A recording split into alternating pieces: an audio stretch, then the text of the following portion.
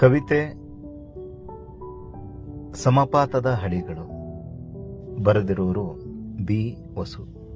ಓದುತ್ತಿರುವರು ನಿಂಗರಾಜ್ ಬಿಜಾಪುರ್. ನೋಡುತ್ತಾ ದಿನಗಳು ಹಲವು ಕಳೆದೇ ಬಿಟ್ಟವು.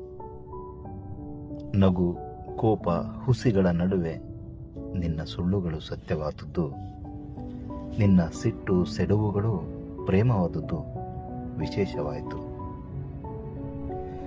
ಅಮೃತವನ್ನು ಕುಡಿಯುವಷ್ಟೇ ಸಲೀಸಾಗಿ ವಿಷವನ್ನು ಉಂಡು ಬಿಡುತ್ತಿದ್ದೇವೆ. ಯಾವುದೋ ಹಂತದಲ್ಲಿ ಹೆಜ್ಜೆಗಳು ಮಾಸಬಹುದು, ಮತ್ತೆ ಮತ್ತೆ ಬಿತ್ತಬೇಕಾಗಬಹುದು.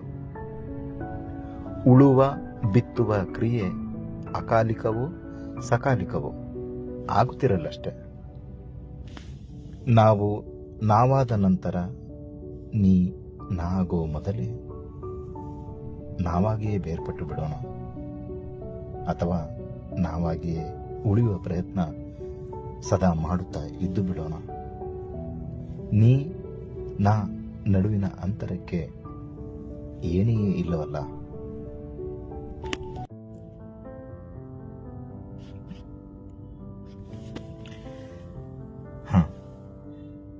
ಕಟ್ಟಕಡೆಯ ಕೋರಿಕೆ ನಮ್ಮಲ್ಲಿ ಯಾವತ್ತೂ ಹುಟ್ಟಿಕೊಳ್ಳದಿರಲಿ. ಯಾವುದೋ ರೇಖೆಯ ತುದಿ ಮೊದಲಾಗುವ ಬದಲಿಗೆ ಕೂಡದ ಹಳಿಗಳ ಹೆಜ್ಜೆಗಳ ಸಮಪಾತವಾದರೂ ಆದೀತು. ಗಮ್ಯ ಮಾತ್ರ ಒಂದೇ ಆಗಲಿ, ಗಮ್ಯ ಮಾತ್ರ